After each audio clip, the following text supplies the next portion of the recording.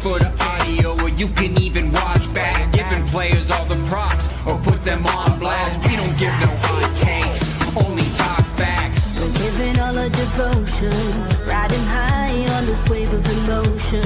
Going all out, yeah, cause this is our time. No, ain't no stopping us till we reach the finish line. All in, we came here to win. We're gonna give everything. S-I-C-K on the run. S-I-C-K, sick. On fire, we're ready to fight. We'll bring the house down tonight. S-I-C-K on the run. S-I-C-K, sick.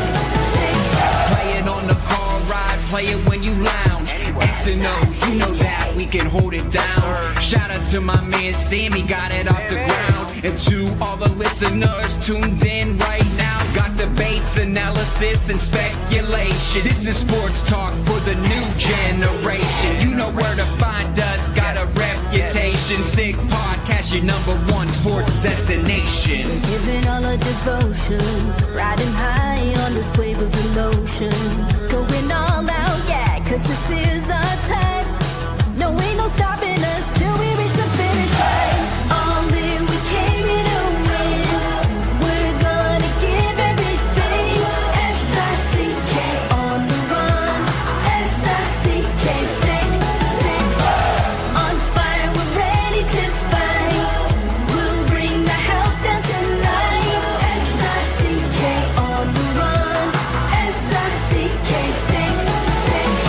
S-I-C-K is the sickest podcast. Tune in for the audio, or you can even watch back. Giving players all the props, or put them on blast. We don't give no hot takes, only talk back. S-I-C-K, S-I-C-K, S-I-C-K, S-I-C-K, S-I-C-K, S-I-C-K. All in, we came here to win. We're gonna give everything. S-I-C-K on the run. S-I-C-K, sick. S-I-C-K is the sickest podcast. Tune in for the audio, or you can even watch back. Giving players all the props, or put them on blast. We don't give no hot takes, only talk facts. We're giving all our devotion, riding high on this wave of emotion. Going all out, yeah, cause this is our time. No, ain't no stopping us till we reach the finish line. All in, we came here to win.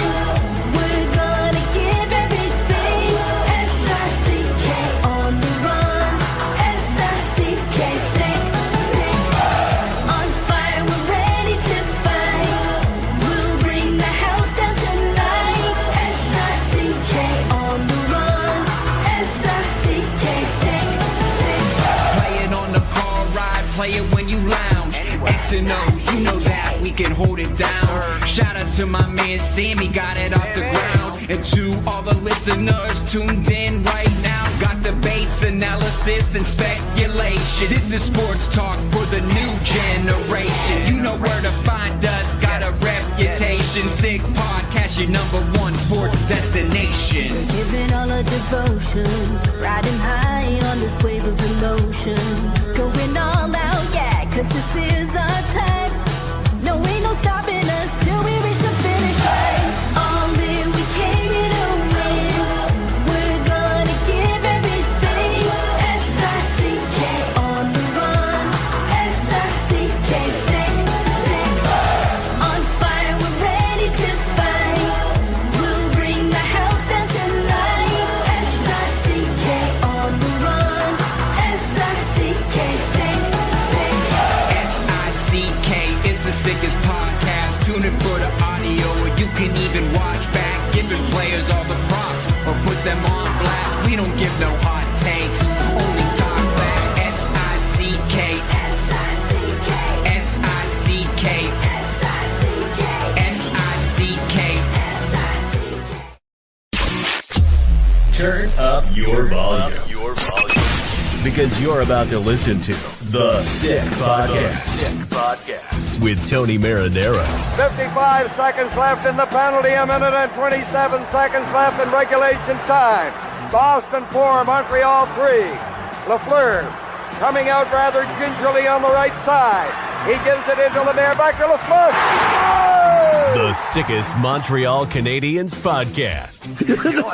You're in the ball! Sports entertainment like no other. Rejoint, on lui fait perdre la rondelle, une passe devant. Et c'est le dégagement et ce sera la victoire des Canadiens. Stanley pour les Canadiens, leur 23e de l'histoire. You found the dogs!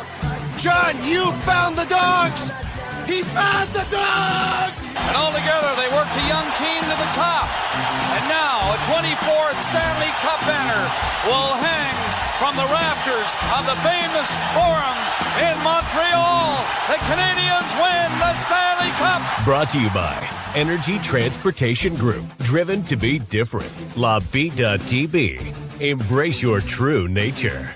And Playground, your premier gaming destination. It's gonna be sick.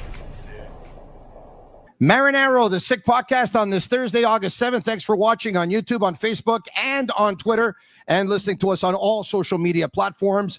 Jimmy Murphy will join us in just a couple of minutes, of course, of the Sick Podcast, the Eye Test, and of RG Media.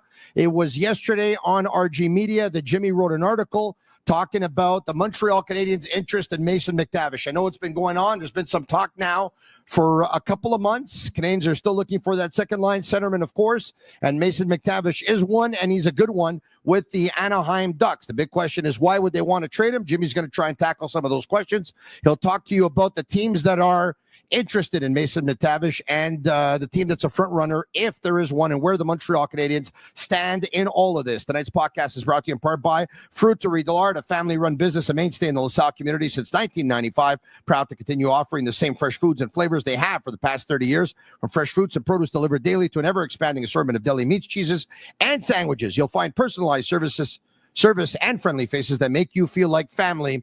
Go there, ask for Tasso and family. They're all family once again. Also brought to you in part by Bittt at Tibi. They launched their new Ultra Lager, refreshing, thirst-quenching beer, perfect for the summer. Only 90 calories, 2 grams of carbs. Not a lot. 4% ABV per can, available in a pack of 6 and 12.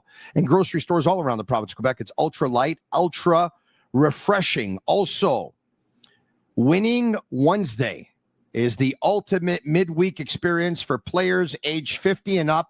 Start your day with a $5 breakfast as of 7 a.m. and take your shot at winning your age in cash with hourly draws until 3 p.m.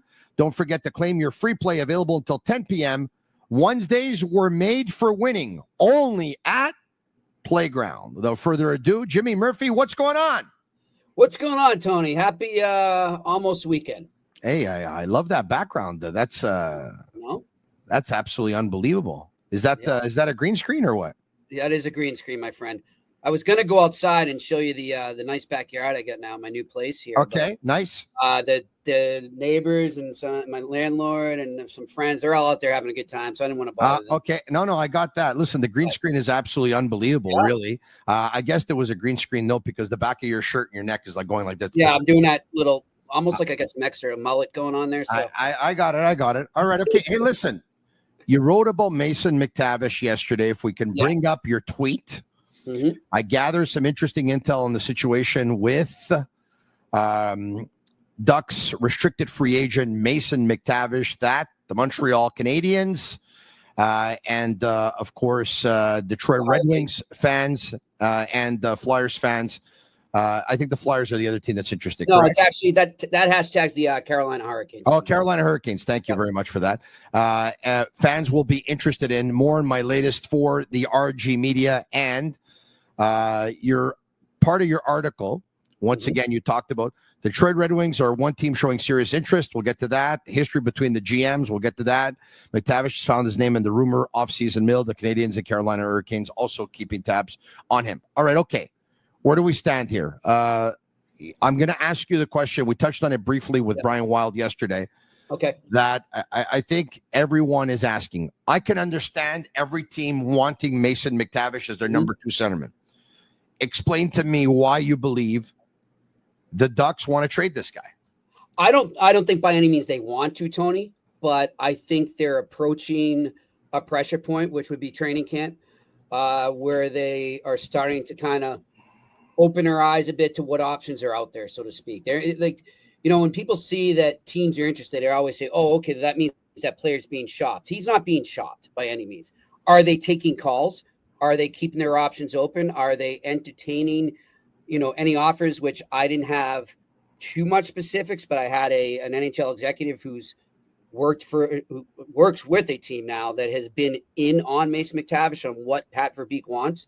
I think that the Canadiens right now are just in that sort of category where they're saying, look, if you get to the point, and I think the Hurricanes are there too, if you get to the point where you decide maybe this isn't going to work, because by all accounts, from what I've been told, Pat Verbeek wants a bridge deal, 2 to 3 year deal. McTavish wants a longer deal. He wants more AAV than they're offering. So I think if they get to that point, the Canadiens want their name in the hat. They want to make sure they're there. Why would Verbeek want a bridge deal on a good young centerman like Mason McTavish, who has, I would think, a pretty good ceiling, a lot of room for development, a lot of room for progression, a lot of room for improvement. I mean, this guy could end up being the prototypical second line centerman in the National Hockey League, the guy that every team would want to have.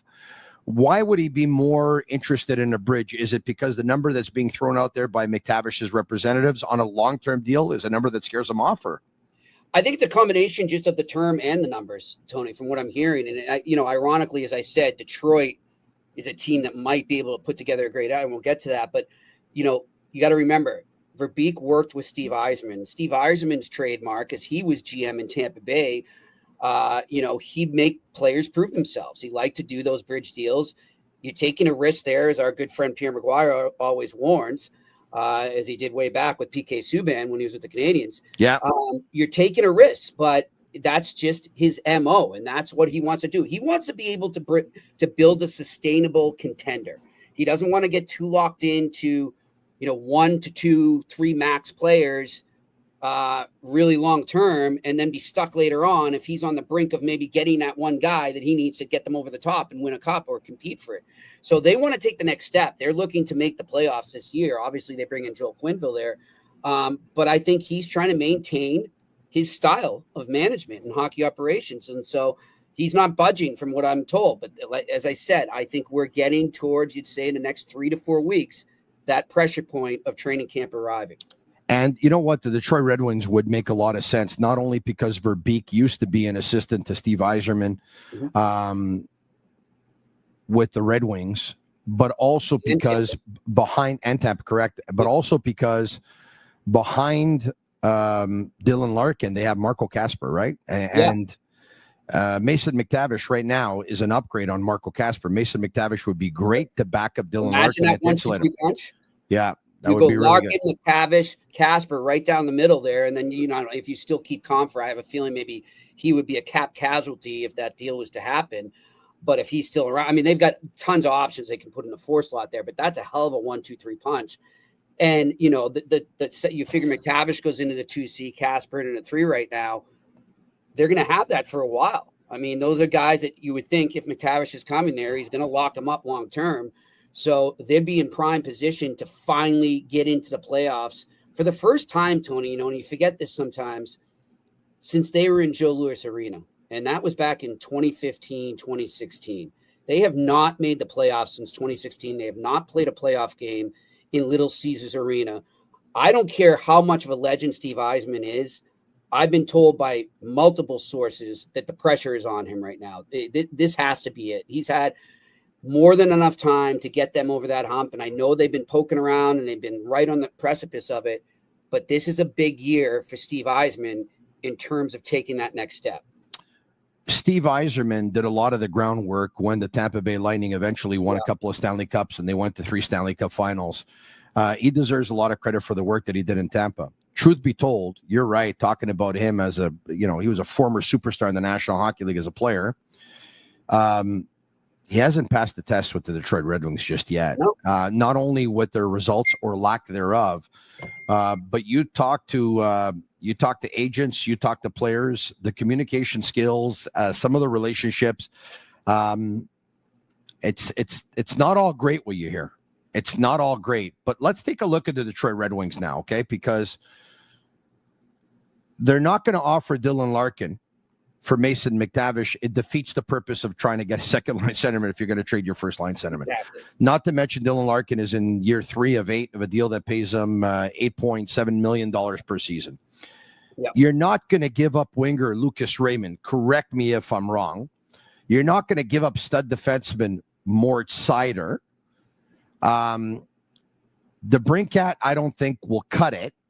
No. And so at that point, the only thing you can do is compromise some of the future with a defenseman that a lot of scouts are high on, which is Axel Sandin-Pellikka. Can you think of any other deal that the Red Wings can make that can interest? It's got to be a deal involving Pellikka. Yeah, and a right shot D. It's got to be on the right. You look at their left side, it's pretty good there. The right is more of guys that I think it's defensemen that, and credit to them, it helped. It helped develop these guys, and they worked well with former coach Greg Cronin there, sort of building a culture and making their overall team more defensively responsible. Guys like Radek Gudas or, just tough guys on the right side there, but they need more skill now on that right side. Their skills on the left, they need to balance it off. And, he fits the bill. And that's a guy that 2 people told me that Pat Verbeek has targeted in the past. He likes him. So I think that makes a lot of sense. Now this, if I can, Jimmy, while we're doing this, let's bring up Shane Gaumont and Master Control, the depth chart on defense for the Anaheim Ducks. So we could take a look at who they have with the big team right now. You talked about Radko Gudas on the right side, Jacob Trouba on the right side, Drew Hellison on the left side. I like what I see. Jackson Lacombe, Olin Zellweger, and Pavel Mintyukov. There's no doubt that a guy like Axel Sandin-Pellikka, who's a right-handed defenseman, he's the second defenseman to go in the draft, by the way, of the David Reinbacher draft when Reinbacher went 5th to the Montreal Canadiens. Pellikka ended up going 17th to Detroit. He's the second defenseman to go out, but there's a lot of scouts today who believe that Pellikka is the one who's going to have the better career over Reinbacher. We'll have to wait and see because we're only going to be the judge of that in at least 10 years from now. But he has to be, once again, if that deal is to materialize, Pellikka has to be in that deal. I don't see any other way. Yeah, and you would think if we're going to say, okay, Pellikka has to be in that deal for Detroit, you look at the Montreal Canadiens, and I'd say, like you just brought up, David Reinbacher is the equivalent there. The only thing I'd say with David Reinbacher, when all is said and done, just based on what we've seen, talking to people who scouted him before he got to the AHL and before he was drafted, he's a better, at this point in his career, he's a more responsible and better two-way defenseman than Pellikka, for sure. Pellikka is very offensive-minded. He's going to have to improve, but he's young. I mean, he's got plenty of time to do that. Yeah. And you get him in the right system, he'll figure it out. So, but it just shows you that the Ducks aren't going to just give this guy away. And I think that's why we're at this point where he hasn't received, we can get in the offer sheet thing later, but where he hasn't gotten a trade offer yet where he likes. He's not going to just say, okay, you know what? This contract isn't going to work out. Let's go. Let's make a deal and just get it over with. He's not going there. He knows he has a prize asset there. And this is a guy that we've heard about all summer. And, there's so many teams, not just the Canadiens, not just the Carolina Hurricanes, that would love to have Mason McTavish as their 2C. So he knows he's got a prize commodity there, and he can kind of dictate where it goes. Sick Podcast brought to you in part by Energy Transportation Group, a leading full-service logistics provider serving all of North America, driven to be different. They're a top fleet employer in Canada. Just ask Forbes magazine. And speaking of sports and any sport, if you want to get in on the action, you can go all the way with Betway. Get a free bet up to $200. Your first bet loses. Scan the QR code on the screen or click on the link in the details section to create an account. Redeem your welcome offer. Offer is only available for new customers. Terms and conditions apply. Offers not available in Ontario. Must be 18 years of age and older. And please play responsibly. You talked about the Detroit Red Wings. You talked about Mason McTavish and their interest in him. You talked about the fact that the Anaheim Ducks, so there's a price to pay. If you want Mason McTavish, they're not going to give him away. Here's Pierre Maguire, your co-host on the Sick Podcast, the eye test on this very same subject, Mason McTavish, and the interest from the Detroit Red Wings. Speaking of the Red Wings, apparently they're trying hard to get McTavish too. Can the Habs make this McTavish trade happen? Oh, they could. Montreal could definitely make it happen, but how much do you want to spend to get them? Right, and it's hot. I wrote about this because, and just remember this: the relationship with Verbeek And Yzerman. And Yzerman's really strong. You already saw Gibson go from Anaheim to Detroit. And they talk all the time.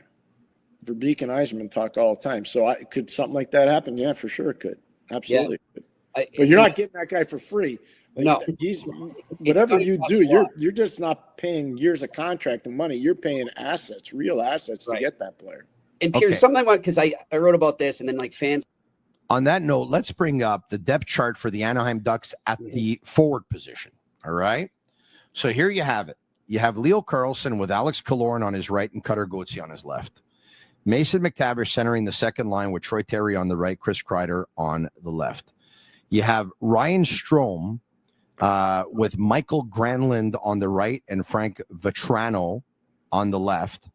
And you have Ryan Poehling with Colangelo, I think. Yes. Yeah, correct. And who am I missing here? I'm missing I have anyway, we have, hold on a second. I think I know who, let me just bring it up. Okay, it's Nikita Nesterenko, correct. So Poehling, Colangelo, and Nesterenko. Now, so Ryan Strome, let's just say the Anaheim Ducks trade Mason McTavish. Strome goes right in it. Well, no, or the plan could be to put Michael Granlund, of course, as your second line centerman, because right now Granlund's on the wing, right? Right. But here's why I say Strome quickly, Tony, is the chemistry he has with Chris Kreider. He used to center Chris Kreider with the Rangers. Yes. So there's a connection there. There's chemistry from the past. So maybe they try both. And I could see you saying Granlund as well, but they've got options, right? They have plenty of options up the middle, and Poehling is solidified right there in the 4 spot. That's a great point, but I could make an argument that you could put Granlund to center, Terry on his right, and you could put Vetrano on his left, and then Kreider finds himself on the third line with Strome, correct? Yeah, perfect. Yeah. They've got plenty of depth there. They've got guys coming up in the farm too. I mean, they have a lot of depth up front. You know, people. I had some fans coming at me saying, "Well, we need scoring." Anaheim fans as were yesterday when I wrote the article, and I said, "Have you looked at your forward group compared to your defensive group? You guys have guys coming. Carter Gauthier is going to rack up some points this year, man. I mean, look what he did already." So this is not. Carlson, I think, is breaking through big time this season. I love that kid. So this is not so much a question of even trading McTavish. It's a question of being able to use a player at a position you're relatively deep in to go out and maybe acquire a player that's in another position that you're not so deep in. So clearly, we've identified they need a right-handed defenseman. Okay, yes. So if they make a deal with the Detroit Red Wings, we believe that Sandy Pellica is going to be in the deal. If there's a deal to be had by the Montreal Canadiens, at that point, you'd have to think the guy they're going to ask for is going to be a David Reinbacher. Yeah. And I don't, do you do that if you're the Montreal Canadiens? How hell-bent are you? Do you think it's the sure thing, acquisition to get that 2C that's going to put you over the top? Or do you think you can keep going and maybe something pops up in the season here? Maybe another guy becomes available at the deadline and you go from there. It's up to the Canadiens right now to decide, can we make do with what we have as a committee with the 2-3 slots and go from there? Or if we can't, then we're going to have to pay a price. And do we want to give up a guy that we really see as part of our future on the back end? So it's valuing the depths at each position. There's 2 ways that this can happen. If you're Gordon and Hughes right now and you're sitting back, you're looking at this, you're saying, okay, for this to happen, there's 2 situations. We get 2 scenarios we got to look at. Number 1 scenario is Gouldy plays with Dobson. Mm-hmm. Hudson can play with Reinbacher. Do we like those top 2 duos? Do we like those 4 defensemen? And they would all be playing their regular position. Gouldy, left-handed defenseman, Dobson, right-handed. Hudson, left-handed, Reinbacher, right-handed. If they love that, they don't make this deal. Or they say, you know what? We can have Gouldy with Dobson. We keep Matheson. Mm-hmm. And we can put Lane Hudson on the right side of defense. Or you have to go out and trade a prospect and or a draft pick in another move to acquire a top 2 pairing right-handed defenseman to make Reinbacher expendable at that point. Those are the three things you got to look about to say, you know what? Do we love pairings of Gooley, Dobson, Hudson, Reinbacher? If so, we can't make a move. If we're so on it, we have to think about using Lane Hudson at right-handed defense to make that deal happen. If not, you got to acquire another right-handed defenseman to make that deal happen. So that's the discussion that's taking place right here. Right. And you would look, I'm not going to claim to know anything inside right now of what their options are in the trade market, if they could do that and find those solutions. So if I'm right that it's a question mark right now, if you're not 100% sure that you can solidify that top four, as you just said later on, I don't do the deal right now if I'm the Canadiens. I wait a bit.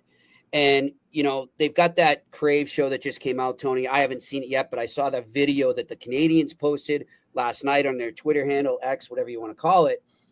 And one of the things that stood out to me the most is how tight you can see this bunch is. The chemistry they have and how they've grown together. Are you talking about the rebuild show or the rebuild, or which one? Yeah, I don't know if they took it from that. If you go to the Canadiens handle, I don't know if they did it on their own or it was from the Crave rebuild, but it was really evident how tight they were and that they're building together. And do you want to risk breaking that chemistry with your young core right now? Do you want to wait and see where they go?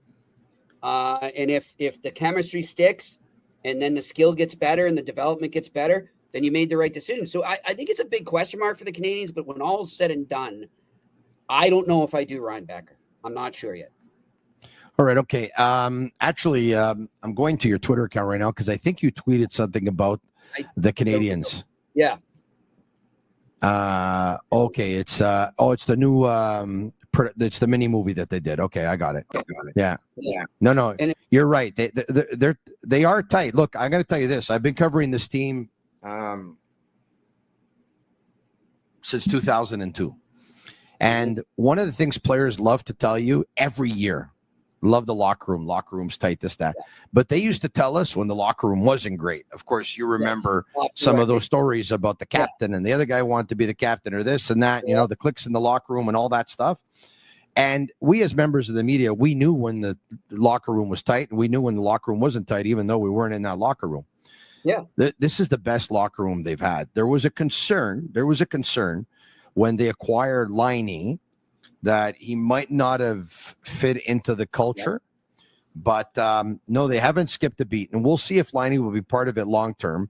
But so far, he's been pretty good. And no, it's a great locker room. It's a great locker room. And that's why the only worry I have about the locker room is from the outside. And it could be different on the inside. I've never had this discussion. Okay.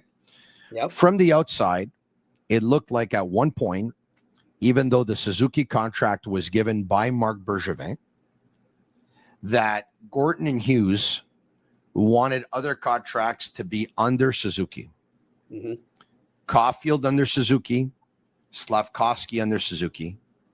And then they go out and they make that trade, and Laine comes in about $900,000 over Suzuki. Mm-hmm. And then Hudson could have a new deal as of 6 weeks ago, on July 1st. And he hasn't signed that extension yet, but they make that trade for Noah Dobson. And Noah Dobson now becomes the highest paid player in the Montreal Canadiens, even though he wasn't drafted here or developed here. And then you don't have, I think that's the only thing that can probably put a little bit of a dent in the locker room, is that you tried to have something and you preached that to everybody that you wanted them to be under Suzuki. And then that's gone out the window on two acquisitions that you made. I think that's something we should pay attention to. But if the locker room is very strong, it won't skip a beat. Yeah, Tony, I agree 100% with what you say. And you and I are of the same age group.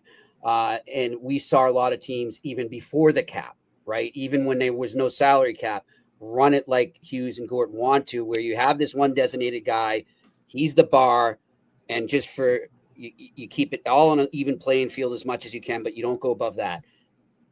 I wonder, and I'm not disparaging your point here.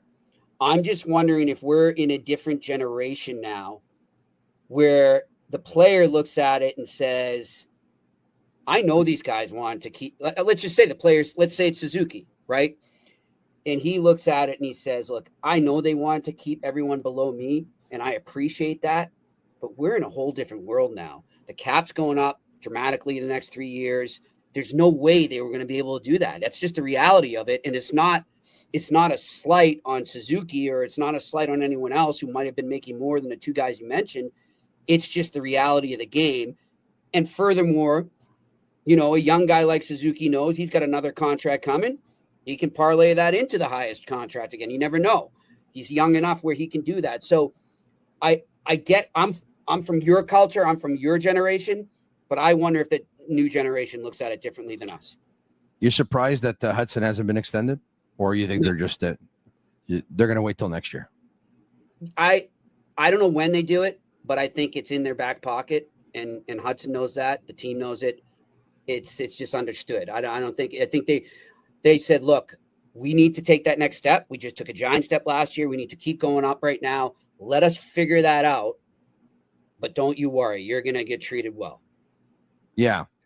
Well, if he has another big year, then they're going to have to pay a lot more. they'll have no choice, and they're going to have to pay a lot more. Yeah. All right. Okay. How about the Carolina Hurricanes? You said that they're interested as well. What can they offer? Well, and here's the other thing too, Tony, that I forgot to bring up before too. When you look at Detroit, Montreal, and Carolina as these three teams who want to get McTavish, right, or potentially want to get him. Montreal, in terms of cap space, is negative right now, and I know they're going to fix that. There's ways they can do that, but still, Detroit right now has way more than Montreal. I think. What are they at? Pull it up by that there. So they've got way more. Carolina's got way more. And I think Carolina maybe has, and Detroit, both teams have prospects that they're willing to give up without screwing up the chemistry they've developed amongst a young core. It's not going to screw them up where they have to say, oh, shoot, we have to fill that hole now. I think they have other ways to fill those holes right away as opposed to Montreal. So I just think those two teams are positioned better when we're talking about acquiring Mason McTavish. All right. Okay. You talked about the Canadiens contract situation. Obviously, one of the cards they have in their back pocket is the Price contract. Mm-hmm. You're right. There's stuff that they can do with that, and we'll see. We'll see what happens there. Okay. If Mason McTavish, at one point you talked about, he's a restricted free agent. He had his entry-level contract. He was paid under $900,000 a year for 3 years. Here he is. He's looking for a contract. You talked about the fact that this guy would like a long-term deal. His general manager of the Anaheim Ducks, Pat Verbeek, is probably looking at more of a bridge deal for Mason McTavish. RFA, I think Jeff Gorton said at the end of the year that he thought that there could be a possibility that there could be more offer sheets. And I think because the last one that was out there was St. Louis and Edmonton, and St. Louis was able to pull off 2 offer sheets. Do you see something happening with Mason McTavish in terms of an offer sheet from another team? No. I think it would have happened already now. Now, wake up tomorrow and I'll be 100% wrong. But just based on what I'm hearing and the temperature of GMs right now, not that they're not wanting to try that option or utilize it, more so of their owners giving them the blessing to do it. Because while the cap may not be going backwards or may not be staying the same, and instead is going up, and we're getting into a healthy climate in terms of the cap space, Tony, you got to remember that a lot of owners, they don't think just about cap space. They think about bottom line and actual dollars being paid out, which if you're going to put down an offer sheet and you really want to get a big fish like Mason McTavish, you're going to have to put big dollars out. Maybe there's ways you can figure out where you minimize the cap space and you work it to benefit you, but you're going to have to get those dollars from the owner. And the owner says, look, if I do this right now, and I wrote about this last week, an agent was telling me, okay, so let's say you're the Montreal Canadiens, right? Mm-hmm. You're Kent Hughes and Jeff Gorton, and you go to Jeff Molson and you say, I want to put down an offer sheet right now, Mason McTavish. I want to give him 7.2 a year AAV, right? So already in terms of hockey wise, you're giving up a first, a second, and a third. Mm-hmm. as compensation, right? Mhm. Plus whatever you're paying him. You look at the Anaheim Ducks, and I think this is the case with a lot of teams that had targets in the offer sheet world. They've got a ton of cap space. Why aren't they going to match it? They're being like, okay, cool. Thanks for screwing up the market. And then all of a sudden, Jeff Molson looks like the owner who messed up the market. And other owners look at him. That stuff still goes on. And we know the Montreal Canadiens took a gamble once in terms of an offer sheet with Sebastian Aho of the Carolina Hurricanes. The Canadiens were hearing rumors that the Hurricanes at the time and their owner, Tom Dundon, were cash-strapped. So they put together an offer that had all kinds of big contract front-loaded. It was a big signing bonus, I think, right? Mm-hmm. And the Carolina Hurricanes not only matched it, at one point when they offered an offer sheet to Jesperi Kotkaniemi, and the Canadiens were not able to match later on in Kotkaniemi, so they lost him to Carolina, and that was Carolina coming back to Montreal and saying, "You tried to do it to us. Well, here's the big screw you." The good news for the Canadiens is this, though, is that the Canadiens have a lot less pressure than a lot of other teams, correct, in terms of an offer sheet. Mm-hmm. Because the Canadiens' their core young players, are all signed to long-term deals. And the guys who aren't signed to long-term deals are Demidov, because he's entry-level, of course, and Hudson, also entry-level. They both burned a year of their contract. And because they both burned a year of their contract, they're not subject to offer sheets, right? They're offer sheet exempt. Yep. So the Canadiens really once they're going to end up getting Demidov signed to an extension and Hudson signed to an extension and Slavkovsky is already signed to a long-term deal and Suzuki has many years left and Caulfield has many years left. I mean, who can the Canadiens really lose to an offer sheet going forward in terms of young players? Fowler, after his entry-level deal is up, I mean, because he didn't burn a year.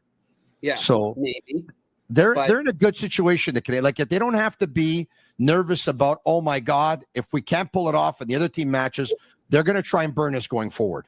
Exactly, and Tony, that's going back to what I was saying, where you look, those are all great points, and also the cap space for these teams.